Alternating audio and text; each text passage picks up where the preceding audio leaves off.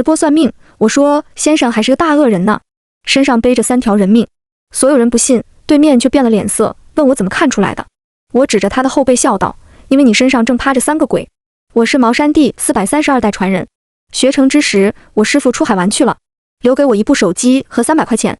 我穷得没法，只好打开手机直播算命，想着直播有光，还有名声，这生意也算是光宗耀祖，师父回来必得夸我。然而不想，第一单生意我就遇到了一个怪人。我打开直播间，挂好推盘论断参天道，弃恶扬善正人心的招牌。他第一个就进来了，开口又是个女的，很没礼貌。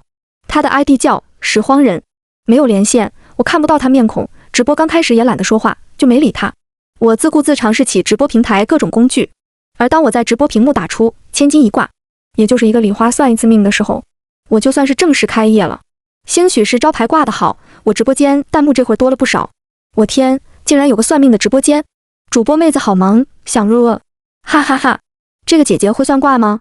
挂羊头卖狗肉吧，价钱好贵，算了溜了溜了。我正经起来，好歹是茅山传人，不能让人小看了。我拿起老本行，吆喝了声来一来，算一算。正宗的算命，包算包满意，算不准少要钱，算得准加双倍喽。有心送个开业福利，找个幸运观众免费给他算一次。然而拾荒人打赏了一个礼花。拾荒人，我遇到点琐事，主播要不帮我算下能不能顺利过关吧？我一看生意来了，立刻提起了精神。当然可以，绝对给你帝王般的服务，麻烦宝子申请连线，我们视频算命哦。前年道馆没钱，师傅带着我兼职淘宝客服，我业务可硬核了。拾荒人过了一会儿才发过来回复，好，连线申请，视频被接通。光线不佳的房间里，拾荒者体格清瘦，学生模样，正襟坐在客厅桌子旁。值得注意的是，桌子较低，他微弓着身，面上还戴着口罩。这样可以算吗？直播间几声议论，这样怎么算？好歹露个面相，这不是刁难人吗？不知道主播怎么应对，说我就让他摘口罩。评论拾荒人也能看到，他笑了下，并没什么表示。能算吗？声音调侃。我笑了，意味深长道，当然可以，毕竟先生可是个大恶人呢，身上背着3条人命。这话一出，直播间原本不多的弹幕立刻激增。什么杀人犯？小姐姐别吓人，不会这么邪乎吧？第一眼就看出对方杀过人？别信，以我多年水军经验，这指定是剧本，不信你们看着，主播指定不敢报警。我说也是，哪有这么厉害的算命，太夸张了。我没有理会，只笑着看视频中的男人。他瞳孔刚才微缩，手不自觉往怀里方向收了一下，明显是被我说对了。而怀里应该藏有能给他安全感的东西。凶器吗？我突然发现这直播算命很有意思。拾荒人很冷静，笑道，主播别开玩笑，我是个学生，怎么可能杀人？见他不承认，我继续道，说你杀人，我自然有我的道理，不信你把怀里的东西取出来给我看看。男人一下变了脸色，这一下不仅我，直播间好多人都看出了不对。拾荒人声音有些抖，你怎么看出来的？我笑了，因为你身上正趴着3个鬼。拾荒人顿时慌张，探身来关手机时，怀中一把尖刀露出了刀柄。直播间炸了，天啊，我真看到他怀里有刀，这不会是真的吧？擦，我信了，我大伯在公安局，他跟我说最近小心，有个学校死了几个人，不知道是不是3个，我告诉我大伯了。现场直击啊，我快起飞了，太刺激。不是你们真信啊？这又是鬼又是杀人犯的，明显是剧本嘛，真报警到时候没有这事怎么办？我开的同城直播，好多观众都是临海市的人，他们争吵得厉害，就是没人再刷礼花求算命了。我悻悻然道，那我就下播喽，一天一个礼花，应该饿不死我了。别，主播别走，准备关直播报警。宫宴打赏了一个礼花，直播间争吵一停，又有人打赏了，主播别走啊，我今晚的奶茶钱给你充点券，我贡献我的压岁钱啊，我让男友减肥省钱养你呀。我一懵，什么鬼？甩脑袋，赶紧去招待新客人，请宝贝申请连线，我们视频聊，不方便可以发照片，比较真实就行哦。对方没犹豫，视频秒打了过来。接听，一身穿中山装，面容硬朗的帅哥敲了敲屏幕，你好，能听到了。他背后是一面锦旗墙，这人好像是警察。直播间又刷屏了，能，俺答应。国家给单身狗发对象是真的吗？哭唧唧点 JPG 局里能不能定向帮扶下我呀？谁帮我问问警察局招女看门吗？我比狗好养活，狗头点 JPG， 剩下全是老公。我的直播间人气竟然又涨了几千。主播你好，可以听到吗？我叫龚燕，刚看你直播，有些事想要咨询下你，可以加下联系方式吗？我们线下联系。直播间不，我想看直播办案，主播快拒绝。我转了下眼睛，客户需要，线下也不是不行，直播间我刷火箭，但门规限制，我必须坦荡，背着人的事我不能干，除非……宫宴迷惑，贝拉米打赏了一个火箭，干不了。我正色道。宫宴迟疑了下，才接上一个话题。主播，刚才和你视频的那位林大学生，我怀疑他很有可能是临海大学杀人案的真凶，想询问主播还有没有其他线索可以提供？这对我很重要。我不怀疑我这是剧本吗？他犹豫了下，还是回答道：10分钟前，有人发现了第3具女尸。直播间震惊。天啊！主播算的是真的，那这么说，那个人就是凶手，破案了。他刚刚杀了人，就上直播间和人聊天，心理素质太好了吧？绝对不是一般人。楼上，我觉得应该不会这么快破案，不然警察早抓人了，不会来直播间询问线索了。宫宴点头，我们正在核实他的身份，已经第3遍筛查学生档案库了，但进度很慢。我想了想，抛出了一条线索，那人或许不是学生。宫宴立刻追问，什么意思？我一字一句道，那人戴了面罩，我只看到他的峨眉，他眉像关刀，眉尾有力地向上翘。有此面相的人一般颇有武勇，好打抱不平。但他额头外凸，遮住了眉毛的刀劲，平生利器，所以此人多半会仗着武勇，行不义之财。而最关键的，此人眼瞳细小，是毒蛇眼，漠视生命，此眼相和眉相对冲，所以必定是后天形成。换句话讲，此人长大后死在他手上的生命不少。我确定道。直播间弹幕炸屏，不知何时竟涌来了一大堆观众，人数直逼1万。宫宴惊声问出了所有人的疑问，你是说他杀了不止3人？不，我摇了摇食指，我是说他干的应该是一条杀生的行当。宫宴顿时明白，电话拨出，排查临海大学食堂。直播间人气暴涨。天啊天啊，主播好厉害，刚才就那么一眼就观察出那么多东西吗？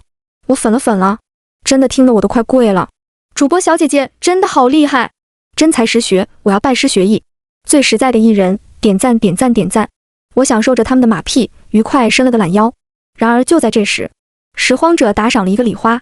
拾荒者申请连线。直播间安静了。这一刻连我都有些心惊。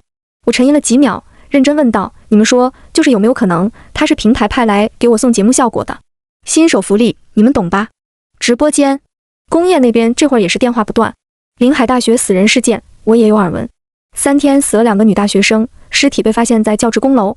行凶者下手极为利落，法医鉴定2个女大学生都是被一刀抹喉，死前甚至都没有多少挣扎。而现在做出如此骇人听闻之事的杀人犯竟然要上我的直播间。宫宴咳嗽一声，神情已经变得严肃，主播还请通过他的连线申请，我正好有些事情想跟他询问。我惊了，这么一来我这不就成沈安公堂了吗？直播还能这么玩的吗？吃瓜群众的反应不言而喻，真的就是好热闹，无得凑。一帮人小手巴巴点爱心，光直播间分享转发，这会儿都已经破5000了。他们不像我，想凑热闹，人还得装矜持。好歹现在也是中国茅山第1人了，我还是需要点面子的。我正色道，很抱歉，我的直播间只为帮人指点迷津，测算吉凶，司法案件侦查并不在我的业务范围之内。加兰树之花打赏了50个火箭。我眼皮一颤，当然，你送了礼花，我自然也有为您指点迷津的义务。我现在就帮宝子连线。表急哦！直播间哈哈哈哈！我翻了个白眼，装看不见，迅速通过了拾荒人的连线申请。画面黑暗，明显这次拾荒人不敢露面了。宫宴肃容，直接表明了身份。你好，我是临海市刑警队队长宫宴，我怀疑你与临海大学3宗命案有关，现通知你24小时之内到警局投案自首，交代案情细节。拾荒人那边有敲击桌子的声音传来，然后他竟是嗤笑出声。等你们能找到我再说吧。突然的嚣张让我有些摸不准，难不成这人竟然觉得自己还能逍遥法外不成？还是我算错了？宫宴眼神微动，我猜测他刚才应该是在诈拾荒人，看拾荒人和案件到底有多大联系。现在基本可以确定是他干的了，也就是说我算的没错。而果然，拾荒人把话头朝向了我。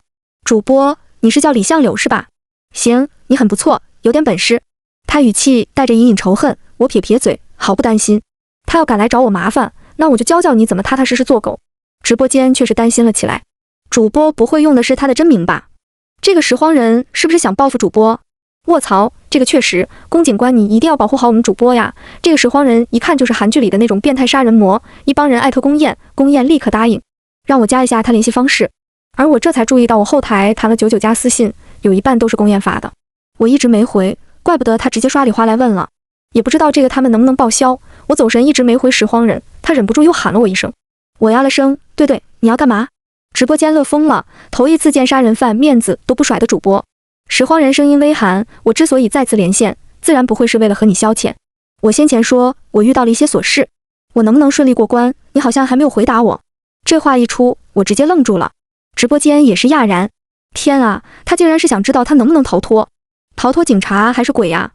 我听主播说他背后趴着3只鬼，好可怕，真的胆子太大了，这人一定不好对付。谁也没料到他回来竟然是想接着算命，而他所说的琐事，傻子也能猜到是临海大学的3宗命案。问能不能过关，不就是说警察能不能抓到他吗？他怎么敢这么猖狂？宫燕怒了，拾荒人是吧？妄图挑衅警方是你做过最愚蠢的事情，不管你在哪里，警方一定会将你抓回来。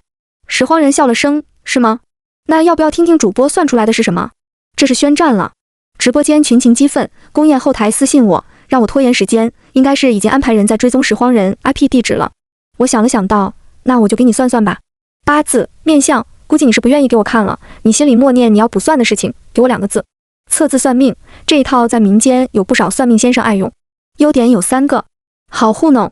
拾荒人半晌抛出了2个字，黄雀。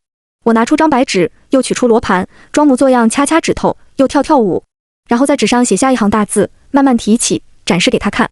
人丁健旺，家门顺昌，多行善举，必添丁口。拾荒人什么意思？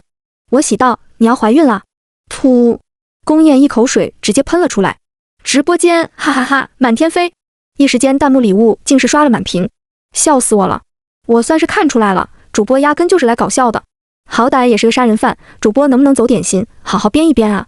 我受不了了，我要是这个杀人犯，现在肯定会想着去把主播干掉。警察同志，你们守株待兔。宫燕那边给了我个眼神，看样子 IP 已经追踪到了。我看着直播间，认真道，我说的是真的，我真的会测字算命。直播间，我相信你，主播一定是算命主播，不是搞笑主播，全世界嘻嘻哈哈，只有拾荒人不开心。甩下一句，我记住你了。拾荒人断线，我扶了扶额头，怎么就不信我呢？宫燕下线后，我和直播间又聊了一会，便结束了今天的直播。后台通过了宫燕的好友申请，想了想，还是提醒了他一句，拾荒人或许有非常人手段，抓捕时小心。直播时我说拾荒人后背趴着3只鬼，很多人心思在命案上，没有在意。但相比破案，他背上那3只鬼如何解决，或许才是最大的问题。那是3只女鬼，我借助天眼发现她们凶怨之气已经凝结，不日就会化作厉鬼。拾荒人会在那时被厉鬼复仇杀掉，所以破不破案，在我看来其实无所谓，关键在那3只厉鬼的处理。眼下警察去抓捕拾荒人，若是在3个女鬼厉鬼化之前抓住拾荒人，真凶落网，那3个女鬼怨气消散，自然也就投胎转世了，皆大欢喜。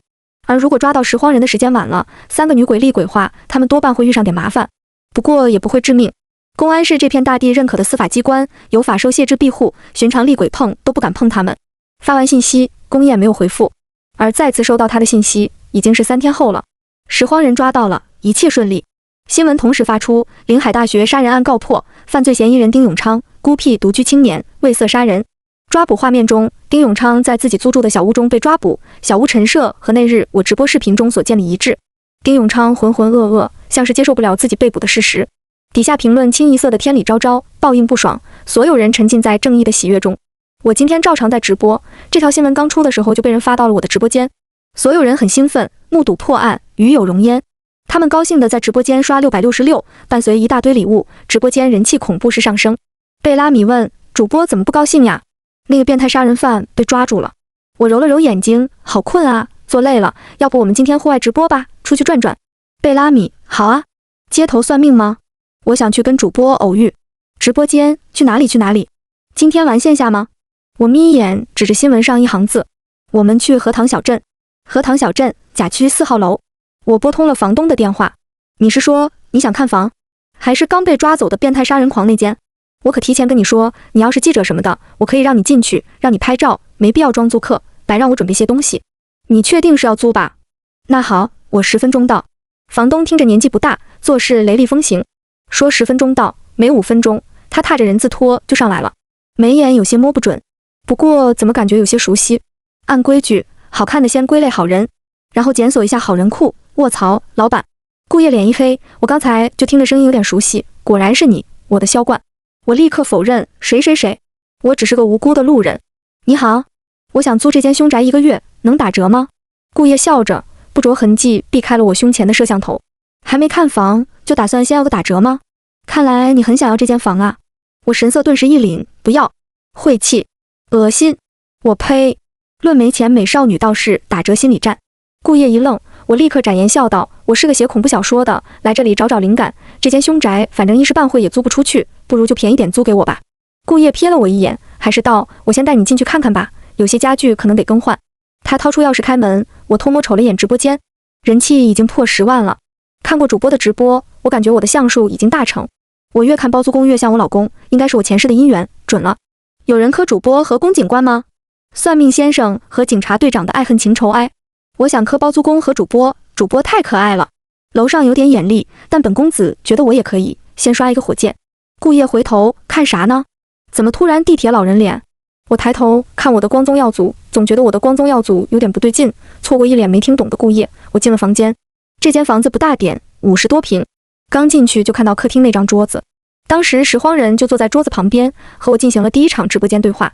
顾烨那个人不知道怎么想的，他把我客厅桌子的桌子腿锯掉了一段，现在特别矮，吃饭不太方，回头我给你换一张。可能也是为了吃饭吧。道了声谢，我道顺便降点租金哈。慢慢打量起了房子，顾烨一路耐心介绍，不过过了一会儿他就不说话了。等到我看了一圈，他才古怪道，你应该不是单纯来租房的吧？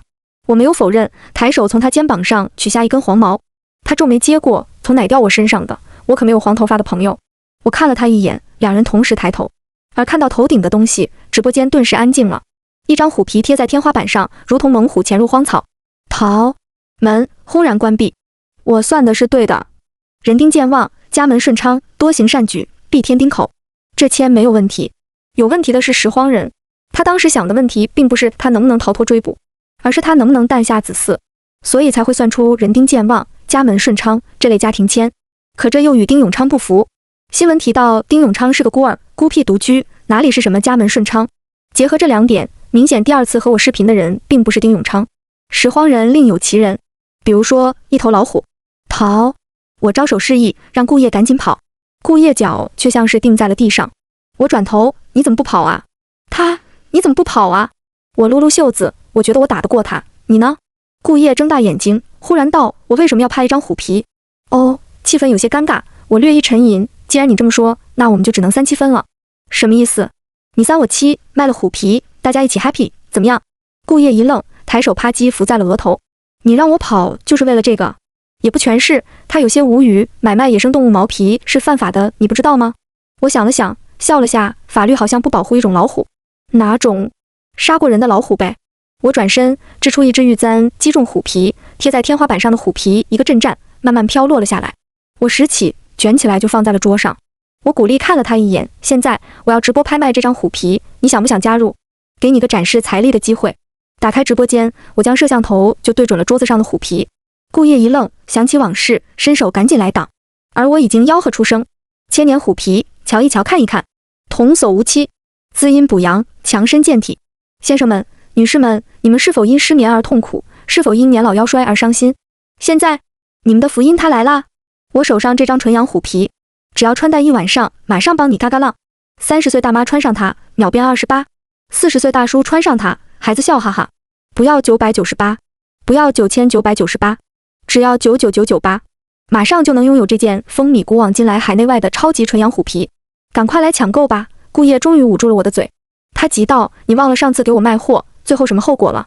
我梗着脖子：“都卖出去了呀。”顾烨深深吸了口气，咬牙切齿道：“然后我店没了。”我尴尬一笑：“没事，这次肯定不会出问题，我都算好。对不起，您的直播间因违反平台规定，暂时封禁。罚金5万元，将从本月您收获礼物中扣取，详情请咨询100。”顾烨摇了摇头，一副早料到会这样的表情。我原地飞升，我破产了，我提现都没点过呀！呜！顾烨补刀：“你师傅说你命里漏财，是个超级大漏斗，果然是真的。还好我没把我的钱交给你管。”我欲哭无泪，又想起师傅出国玩去了，只留给我300，这是防谁呢？仰天长啸，我悲愤欲绝。而也就在此时，房门突然被敲响。顾烨疑惑走过去开门，正要打开，我擦着眼泪拉住了他的手。老板，我来，我的快递到了。顾烨呀了声，头一歪就晕了过去。我擦擦泪水，从怀里取出一把剑柄，一甩出一把桃木剑，上面写着科技造福家园，伸缩式大宝剑，给你奇妙体验。我拉开门，一剑就斩了出去。门外一声惊吼，丁永昌，或者说穿着人皮的虎鲸向后一撤，苍白冰冷的眼睛死死盯着我。你什么时候知道我来了？我慢腾腾取出符纸给桃木剑附魔。我和我老板说3、7分的时候，虎鲸眼睛一眯，你是故意激怒我，让我现身的。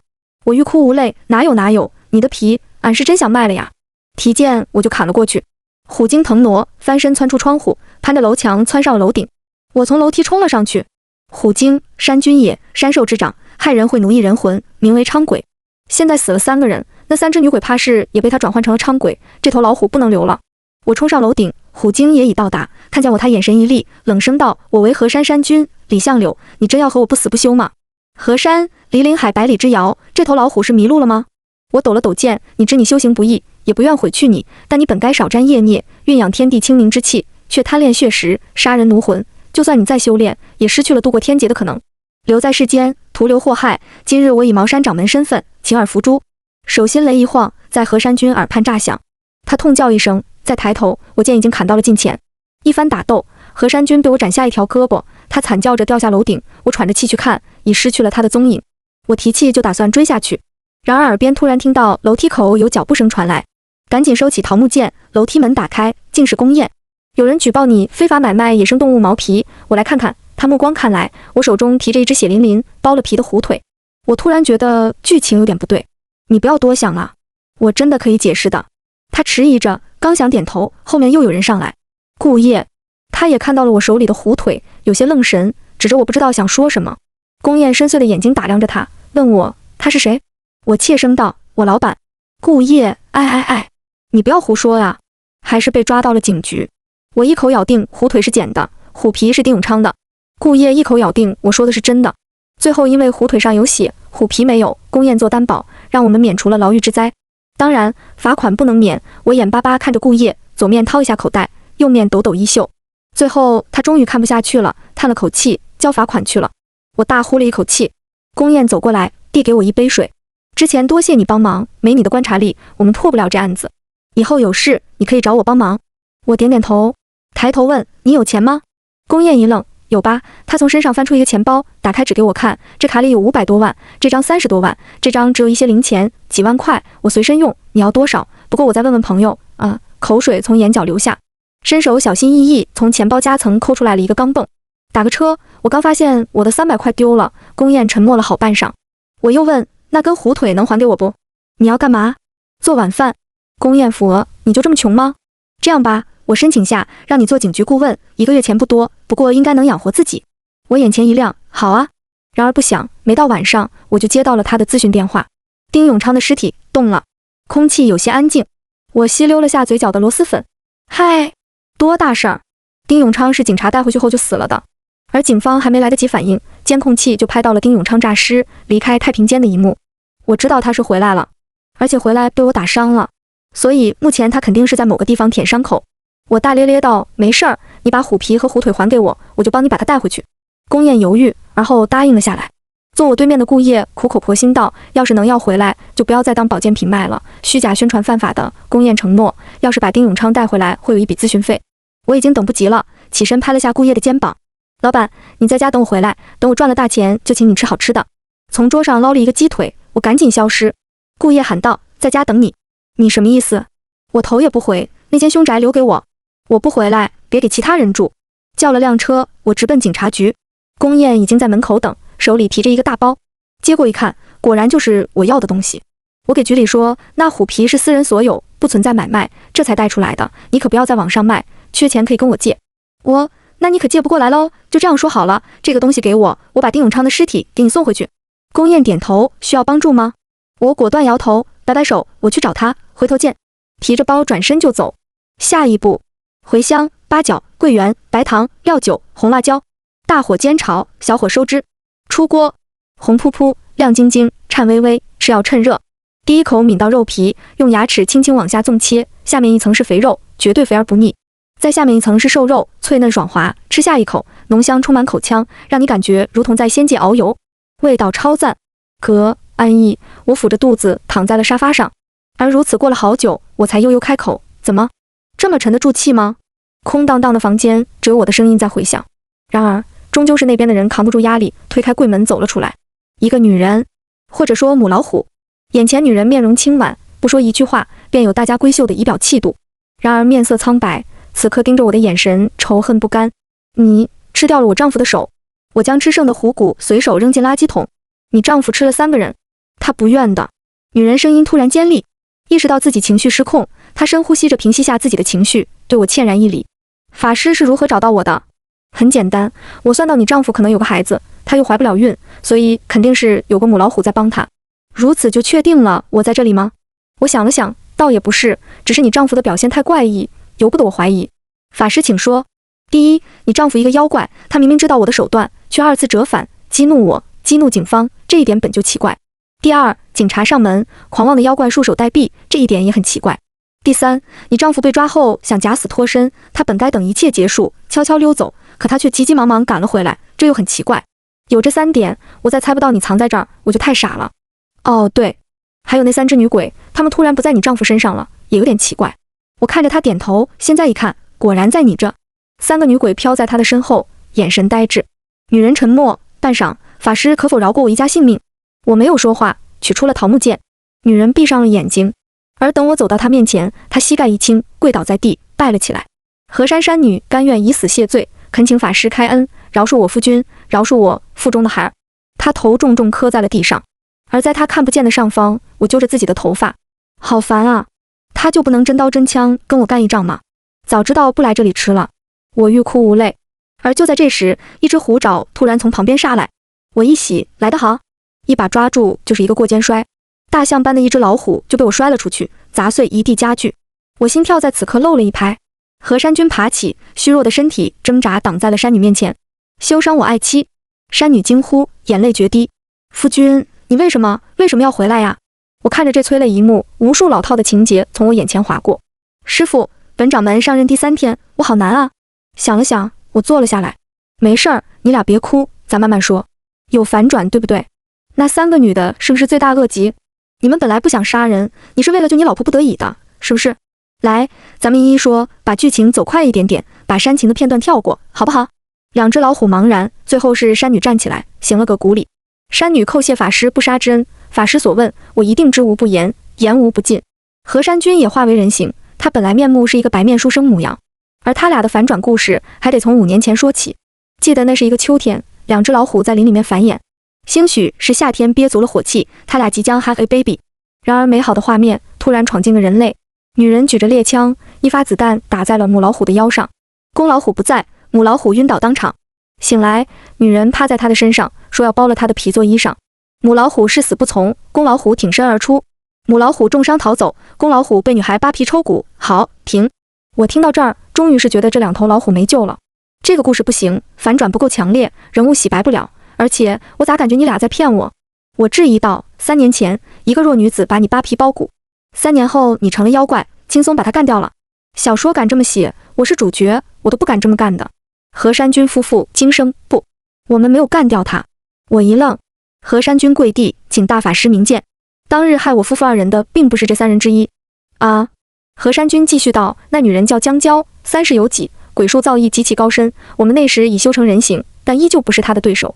她轻松控制住我，扒下了我的皮，看着我挣扎，饮酒取乐。我妻子被她毒倒，到现在身体还在承受毒痛，每每不能安睡。我的孩儿也因毒素3年未能降生，我恨她入骨。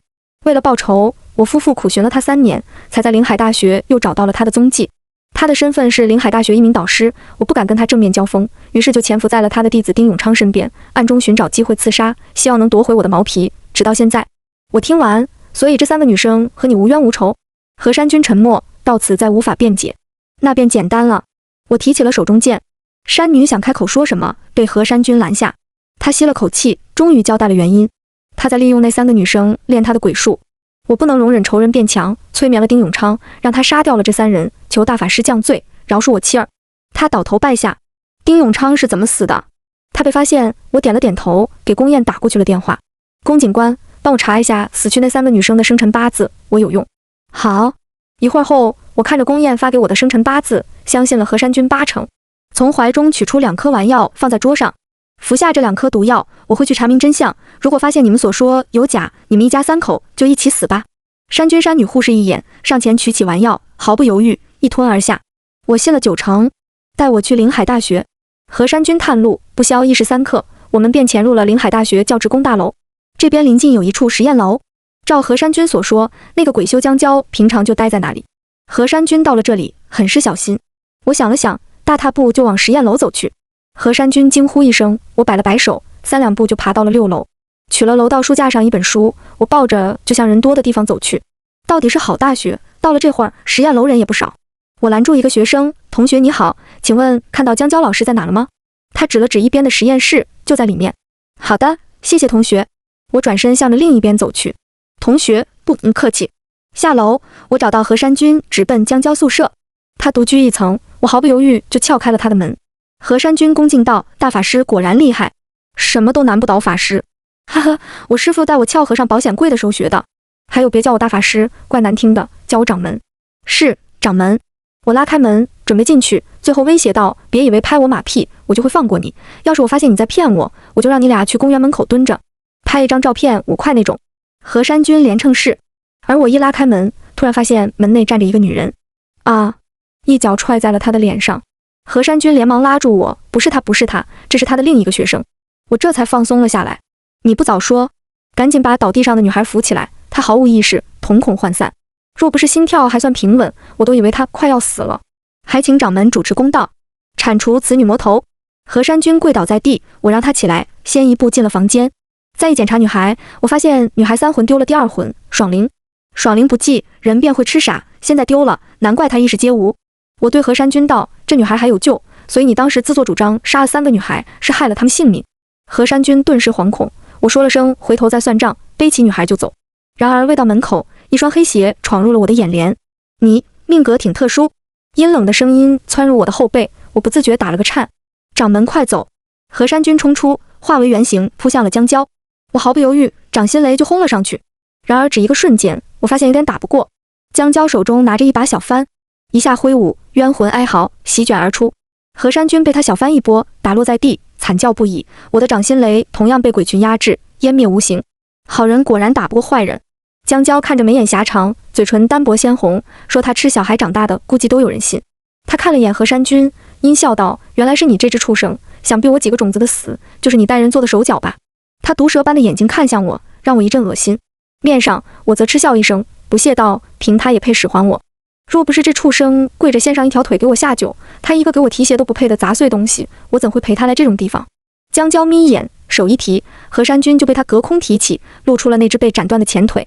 他眼神微动，阁下是？我抬手随意道：不必多礼，虎山天师张通玄是我父亲。江娇变色，我一看有戏，手一背，在房间中踱步，侃侃而谈。你本事倒是不错，看得出费了些心思，不过路行的不正，虽然以人之爽灵修出些东西，但到底是失了方向，怕是长久未长进了吧。江娇没有说话，我一眼也没有看他。既然他这么疯狂，在学校练邪术，肯定是走投无路了。不然，但凡在这里遇到一个胸有浩然正气的学子，他一个邪修，直接要被雷劈死。我自顾自来到窗前，眼下我正要用人，你若愿意，我会给你找来正统的御魂之术，不愿，那就算了。屋子里安静了下来。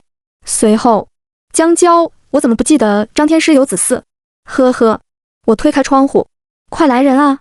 江娇杀人了！江娇厉目，你找死！我一下跳出窗户，江娇紧跟在后，落到地面，我撒丫子就跑，一路喊人，找人围观。然而我发现，无论我怎么喊，四边都没有人出现，甚至楼里也没有人探头。再一看，江娇冷笑，原来是他屏蔽了声音。我回头就骂：老斑鸠，我大学体测3分20秒，你有能耐就追上我。顺手在腿上贴上清灵符，我一步比一步快，麻溜逃命。然而江娇始终跟在后面，距离竟然还在拉近。老斑鸠，你别累着了，快停下吧，一把年纪不要冲动啊。江娇声音阴冷，等你符箓力量消失，我一定把你的嘴缝起来。你别说话，我吃坏肚子了，漏气。江娇速度突然一慢，我抓住机会，3两下翻出校园，找了个方向赶紧逃跑。江娇追了出来，怒极：贱人，我定割下你的舌头，你自己不长吗？啊！暴怒的鬼群从我身旁划过，你真歪！一路逃跑，我最终还是被拦在了一处树林。江娇修的应该是邪气招魂幡，他手里的小幡被他用人之爽灵强行赋予了气灵，多少有些可怕。我面露苦涩，江娇，你真要和我两败俱伤吗？江娇眼神恶毒的能欺负死一堆女主角。你找上门来回我好事，3番5次激怒我，到了现在，你觉得你还能跑吗？我笑了，呵，那你觉得我为什么要激怒你啊？不就是想带你离开校园吗？江娇瞳孔一缩，你什么意思？我从怀里取出桃木剑，甩开。重新自我介绍下，茅山当代掌门李相柳最擅长就是抓鬼了。抽符附魔，上青剑，桃木剑闪烁金光，一剑萧萧。还是没打过啊！不打了，不打了。我气喘吁吁道，我就是装一下，掌门还是我师傅，你找他打去，我要下班了。他暴怒，你以为这是过家家吗？提着帆冲来，我哀叹一声，转身就跑。咋还不来呀？取出手机，慌忙看了一眼。爱哭老板，我到了，你在哪？我仰天长啸，师傅，我在这儿啊。江娇，别想再骗我。我懒得理他，笔直往马路方向跑。